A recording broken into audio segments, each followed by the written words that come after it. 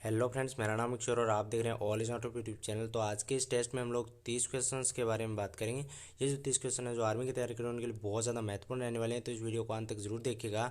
और इसमें आपको कुछ भी अच्छा लगे तो वीडियो को लाइक और चैनल को सब्सक्राइब करना बिल्कुल मत भूलिएगा। तो चलिए स्टार्ट करते हैं, और साथ में आपको जितने भी क्वेश्चन आपके सही होते हैं वो कमेंट में बताते हुए चलना है, ठीक है। तो पहला क्वेश्चन है, मेघदूत किसकी रचना है, ठीक है। मेघदूत जो है वो किसकी रचना है, आपके पास 4 ऑप्शन दिए हुए हैं, कालिदास, सुमित्रानंद पांत, प्रेमचंद और ज्ञानेंद्र सिंह। तो राइट आंसर क्या हो जाएगा, कालिदास, ठीक है। आंसर मैं आपको जल्दी जल्दी बताऊंगा ताकि आपका समय बच जाए, आपके पास ज़्यादा समय नहीं है एग्जाम में। तो क्वेश्चन नंबर 2 की तरफ बढ़ते हैं। 2 नंबर क्वेश्चन क्या हो जाएगा, किस कवि को आदि कवि के नाम से जाना जाता है, ठीक है। कौन से जो कवि हैं जिन्हें आदि कवि के नाम से जाना जाता है, आपके पास 4 ऑप्शन है, कबीर, प्रेमचंद, वाल्मीकि और रामानंद सागर। तो राइट आंसर क्या हो जाएगा, वाल्मीकि, ठीक है। वाल्मीकि जो है उनको आदि कवि के नाम से जाना जाता है। अगले क्वेश्चन के बढ़ते हैं क्वेश्चन नंबर 3 की तरफ। क्वेश्चन नंबर 3 क्या हो जाएगा, दिल्ली किस नदी के किनारे स्थित है, दिल्ली जो है वो किस नदी के किनारे स्थित है। आपके पास 4 ऑप्शन है, यमुना, गंगा, सरयू और सतलज। तो इसका राइट आंसर क्या हो जाएगा, यमुना। तो आपको मैं एक छोटी सी बात बता देता हूँ जिनमें से ये इसी से रिलेटेड है कि यमुना नदी के किनारे जो है वो 3 शहर स्थित हैं। कौन कौन से, आगरा, आगरा, मथुरा और दिल्ली, ठीक है। आपको याद रखना है, आगरा, मथुरा और दिल्ली, आगरा, मथुरा और दिल्ली आपको बता ही दिया, ठीक है। दिल्ली जो है ये जो तीनों है वो यमुना नदी के किनारे स्थित है। अगले क्वेश्चन को बढ़ते क्वेश्चन नंबर 4 की तरफ। 4 नंबर क्वेश्चन क्या हो जाएगा, कारगिल दिवस कब मनाया जाता है, ठीक है। कारगिल जो दिवस है वो कब मनाया जाता है, आपके पास 4 ऑप्शन है, 26 अप्रैल, 26 जून, 26 जुलाई या 26 अगस्त को। तो इनमें से राइट आंसर क्या हो जाएगा, आपने कमेंट में बता दिया होगा, तो इसका राइट आंसर हो जाएगा 26 जुलाई, ठीक है। सी इसका राइट आंसर हो जाएगा। अगले क्वेश्चन को बढ़ते क्वेश्चन नंबर 5 की तरफ। 5 नंबर क्वेश्चन क्या हो जाएगा, 5 नंबर क्वेश्चन हो जाएगा, कौन सा द्वीप मोतियों का द्वीप कहलाता है, यानी इनमें से कौन सा जो द्वीप है वो मोतियों का द्वीप कहलाता है। आपके पास 3 ही ऑप्शन, चौथा ऑप्शन आई थिंक मैंने टाइप करना मैं भूल गया हूँ, बट इनमें से तीनों में से आप बता दीजिए, बहरीन है, नीदरलैंड है या फिनलैंड है, ठीक है। तो इसका राइट आंसर क्या हो जाएगा, इसका राइट आंसर हो जाएगा बहरीन, ठीक है। कौन सा द्वीप मोतियों का द्वीप कहलाता है, बहरीन जो द्वीप है वो मोतियों का द्वीप कहलाता है। आगे क्वेश्चन बढ़ते हैं क्वेश्चन नंबर 6 की तरफ। 6 नंबर क्वेश्चन क्या हो जाएगा, नेशनल डिफेंस एकेडमी, ठीक है, एनडीए, ठीक है, एनडीए।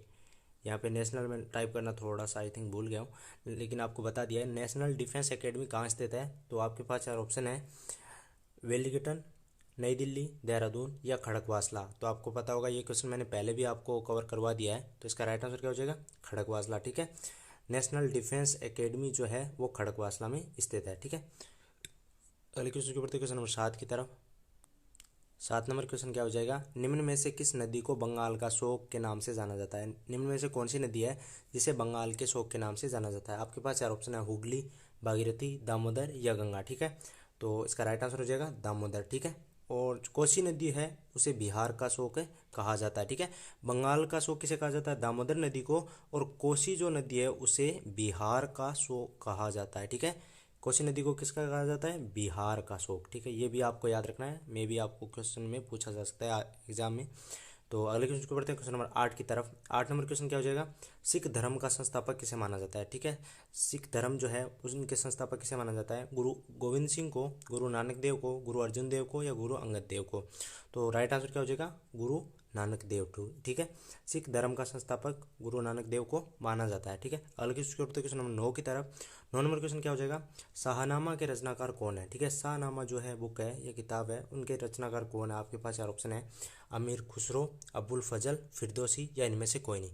तो राइट आंसर क्या हो जाएगा, फिरदौसी, ठीक है। शाहनामा के जो रचनाकार या रचयिता है वो है फिरदौसी। अगले क्वेश्चन नंबर 10 की तरफ। 10 नंबर क्वेश्चन हो जाएगा, सूर्य मंदिर कहाँ स्थित है, सूर्य जो मंदिर है वो कहाँ पे स्थित है, चेन्नई में, गोवा में, मदुरै में या कोणार्क में। तो इसका राइट आंसर आपको पता होगा, कोणार्क, ठीक है। कोणार्क में सूर्य मंदिर कहाँ स्थित है, कोणार्क में, ठीक है। अगले क्वेश्चन नंबर 11 की तरफ। 11 नंबर क्वेश्चन क्या हो जाएगा, इसे थोड़ा मैं जूम आउट कर देता हूँ ताकि आपको सही से दिखाई दे। भारतीय राज्यों के राज्यपाल की नियुक्ति कौन करता है, ठीक है। भारतीय राज्यों के राज्यपाल जो होते हैं उनकी नियुक्ति कौन करता है। आपके पास 4 ऑप्शन है, उपराष्ट्रपति, राष्ट्रपति, प्रधानमंत्री या केंद्रीय मंत्रिमंडल। तो आपने अपना आंसर सोच लिया होगा, अब मैं इसका राइट आंसर आपको बता देता हूँ। इसका राइट आंसर क्या हो जाएगा, राष्ट्रपति, ठीक है। राष्ट्रपति इसका राइट आंसर हो जाएगा। अगले क्वेश्चन बढ़ते क्वेश्चन नंबर 12 की तरफ। 12 नंबर क्वेश्चन क्या हो जाएगा, विश्व स्वास्थ्य संगठन यानी WHO, ठीक है, ये भी पूछा जा सकता है कि WHO की फुल फॉर्म वगैरह भी पूछी जा सकती है। आप वर्ल्ड हेल्थ ऑर्गेनाइजेशन होता है। विश्व स्वास्थ्य संगठन का मुख्यालय कहाँ स्थित है? आपके पास चार ऑप्शन है, पेरिस, न्यूयॉर्क, जेनेवा या नीदरलैंड। तो राइट आंसर क्या हो जाएगा? जेनेवा, ठीक है। विश्व स्वास्थ्य संगठन का जो है मुख्यालय वो जेनेवा में स्थित है। WHO का मुख्यालय कहाँ पे स्थित है? जेनेवा में। आगे क्वेश्चन बढ़ते हैं क्वेश्चन नंबर 13 की तरफ। 13 नंबर क्वेश्चन क्या हो जाएगा? भूटान की राजधानी क्या है? ठीक है, भूटान की राजधानी क्या है? भूटान की राजधानी हो जाएगी थिम्पू, ठीक है। और अफगानिस्तान की राजधानी हो जाएगी काबुल, ईरान की राजधानी हो जाएगी तेहरान, बीजिंग किसकी राजधानी है? चीन की राजधानी, ठीक है। चीन की राजधानी बीजिंग, ईरान की राजधानी तेहरान, ईरान की राजधानी तेहरान और अफगानिस्तान की राजधानी काबुल, ठीक है। अफगानिस्तान की राजधानी हो जाएगी काबुल, ये आपको याद रखना है। और भूटान की राजधानी थिम्पू मैंने आपको बताई दी, ठीक है। तो ये आपको चारों ही याद हो जानी चाहिए। आगे क्वेश्चन की ओर बढ़ते हैं, क्वेश्चन नंबर 14 की तरफ। तो 14 नंबर क्वेश्चन क्या हो जाएगा? भारतीय इतिहास में किस युग को स्वर्ण युग के नाम से जाना जाता है? ये क्वेश्चन पूछा गया है, काफ़ी इंपॉर्टेंट क्वेश्चन है, नोट लगा के लिख भी लीजिएगा साथ में। भारतीय इतिहास में किस युग को स्वर्ण युग के नाम से जाना जाता है? आपके पास चार ऑप्शन है, आर्य युग, गुप्त युग, मौर्य युग या सैन्य युग। तो राइट आंसर क्या हो जाएगा? गुप्त युग, ठीक है।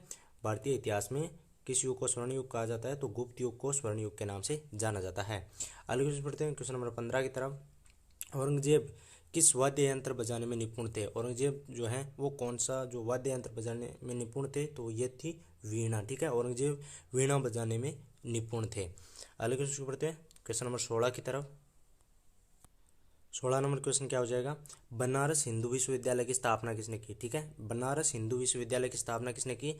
बनारस हिंदू विश्वविद्यालय की स्थापना की थी मदन मोहन मालवीय ने, ठीक है। मदन मोहन मालवीय ने बनारस हिंदू विश्वविद्यालय की स्थापना की। ये क्वेश्चन भी आपको नोट लगा के लिख लेना है, ठीक है। अगले क्वेश्चन बढ़ते हैं, क्वेश्चन नंबर 17 की तरफ। 17 नंबर क्वेश्चन क्या हो जाएगा? फतेहपुर सीकरी का निर्माण किसने करवाया? ठीक है, ठीक है, फतेहपुर सीकरी का निर्माण किसने करवाया? तो आपके पास चार ऑप्शन है, अकबर, बाबर, हुमायूं या जहांगीर। तो इसका राइट आंसर हो जाएगा अकबर, ठीक है। आगे क्वेश्चन पढ़ते हैं, क्वेश्चन नंबर 18 की तरफ। 18 नंबर क्वेश्चन क्या हो जाएगा? इंडिका नामक पुस्तक के रचयिता कौन है? ठीक है, इंडिका नामक पुस्तक के रचयिता कौन है? तो आपके पास चार ऑप्शन आपको दिख रहे होंगे और इसका राइट आंसर डायरेक्ट मैं आपको बता देता हूँ, मेगस्थनीज, ठीक है। इंडिका नामक पुस्तक जो है उनके रचयिता है मेगस्थनीज। आगे क्वेश्चन की ओर बढ़ते हैं, क्वेश्चन नंबर 19 की तरफ। 19 नंबर क्वेश्चन क्या हो जाएगा? विश्व का सबसे बड़ा सहारा मरुस्थल कहाँ स्थित है? यानी कहाँ पर है या कहाँ स्थित है विश्व का सबसे बड़ा सहारा मरुस्थल? तो आपके पास चार ऑप्शन है, अफ्रीका, भारत, चीन या जापान। तो राइट आंसर क्या हो जाएगा? अफ्रीका, ठीक है। मैं आपको जल्दी जल्दी इसलिए बता रहा हूँ ताकि आपका समय बच जाए, ठीक है। अफ्रीका इसका राइट आंसर, विश्व का सबसे बड़ा सहारा मरुस्थल अफ्रीका में स्थित है। अगले क्वेश्चन की ओर बढ़ते हैं, क्वेश्चन नंबर 20 की तरफ। ये भी काफ़ी इंपॉर्टेंट क्वेश्चन है। जय जवान जय किसान का नारा किसने दिया? ठीक है, जय जवान जय किसान का नारा जो है वो किसने दिया था? आपके पास चार ऑप्शन है और इसका राइट आंसर हो जाएगा लाल बहादुर शास्त्री, ठीक है। लाल बहादुर शास्त्री जी ने जय जवान जय किसान का नारा दिया था। अगले क्वेश्चन को पढ़ते हैं, क्वेश्चन नंबर 21 की तरफ। 21 नंबर क्वेश्चन हो जाएगा, भारतीय राष्ट्रीय कांग्रेस का पहला अधिवेशन कहाँ हुआ? ठीक है, भारतीय राष्ट्रीय कांग्रेस का पहला अधिवेशन कहाँ हुआ? आपके पास चार ऑप्शन है और इसके साथ भी मैं कुछ और क्वेश्चन भी मैं आपको बता देता हूँ। कांग्रेस की जो भारतीय राष्ट्रीय कांग्रेस की स्थापना 1885 में हुई थी और किसने की थी? एओ हयूम ने, ठीक है। एओ हयूम ने 1885 में की थी और ये जो पहला अधिवेशन हुआ था ये हुआ था मुंबई में, ठीक है। भारतीय राष्ट्रीय कांग्रेस का पहला अधिवेशन कहाँ हुआ? मुंबई में। अगले क्वेश्चन को पढ़ते हैं, क्वेश्चन नंबर 22 की तरफ। 22 नंबर क्वेश्चन हो जाएगा, अकबरनामा पुस्तक के लेखक का नाम क्या है? ठीक है, अकबरनामा जो पुस्तक है उनके लेखक का क्या नाम है? आपके पास चार ऑप्शन मैंने आपको बता दिए हैं, अब्बुल फजल, मुल्ला दारूद, गुलबदन बेगम या ख्वाद अमीर, ठीक है। तो इसका राइट आंसर क्या हो जाएगा? इसका राइट आंसर हो जाएगा अब्बुल फजल, ठीक है। अकबरनामा जो पुस्तक है उनके लेखक का नाम है अब्बुल फजल। अगले क्वेश्चन को पढ़ते हैं, क्वेश्चन नंबर 23 की तरफ। 23 नंबर क्वेश्चन क्या हो जाएगा? विजयनगर साम्राज्य पर सबसे पहले किस राजवंश का शासन था? ठीक है, विजयनगर साम्राज्य जो है वो सबसे पहले किस राजवंश ने विजयनगर साम्राज्य पर शासन किया था? तो आपके पास चार ऑप्शन है और इसका राइट आंसर मैं आपको बता देता हूँ, संगम, ठीक है। संगम जो है राजवंश है इसने सबसे पहले विजयनगर साम्राज्य पे शासन किया था, ठीक है। तो अगले क्वेश्चन को पढ़ते हैं, क्वेश्चन नंबर 24 की तरफ। 24 नंबर क्वेश्चन क्या हो जाएगा? सांची के स्तूप का निर्माण किसने करवाया? ठीक है, सांची का जो स्तूप है उसका निर्माण किसने करवाया था? आपके पास चार ऑप्शन है, बिंबिसार, अशोक, बिंदुसार या पुष्यमित्र शुंग। तो राइट आंसर क्या हो जाएगा? अशोक, ठीक है। सांची के स्तूप का निर्माण जो है वो अशोक ने करवाया था। अगले क्वेश्चन को पढ़ते हैं, क्वेश्चन नंबर 25 की तरफ। 25 नंबर क्वेश्चन क्या हो जाएंगे?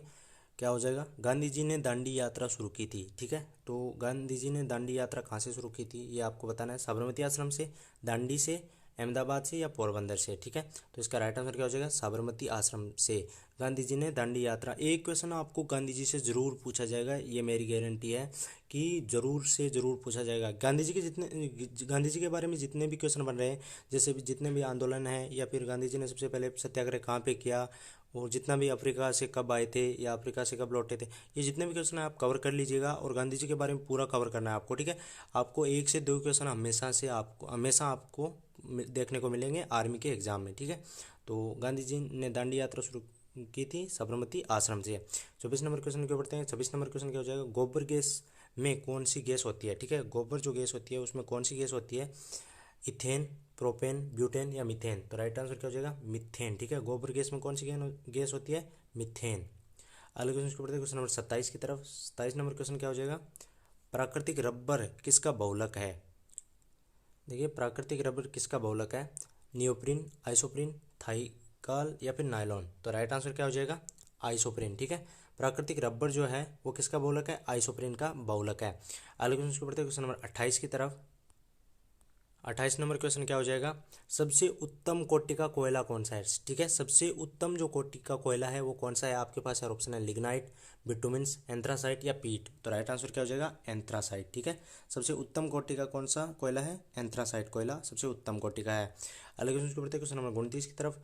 आनुवंशिकता के नियम के जन्मदाता कौन है। आनुवंशिकता का नियम किसने दिया था या उनके जनक कौन है, तो मेंडल जो है उन्होंने आनुवंशिकता के नियम को दिया था। 30 नंबर क्वेश्चन की बात करते हैं, शुद्ध जल होता है, शुद्ध जल क्या होता है, अम्लीय होता है, क्षारीय होता है, उदासीन होता है या फिर इनमें से कोई नहीं। तो राइट आंसर क्या हो जाएगा, उदासीन। ठीक है, शुद्ध जल जो है वो उदासीन होता है। तो 30 में से आपके कितने क्वेश्चन सही हुए कमेंट बॉक्स में ज़रूर बताइएगा, और इस वीडियो को लाइक करना बिल्कुल मत भूलिएगा। तो मिलते हैं अगले वीडियो में, तब तक के लिए बाय।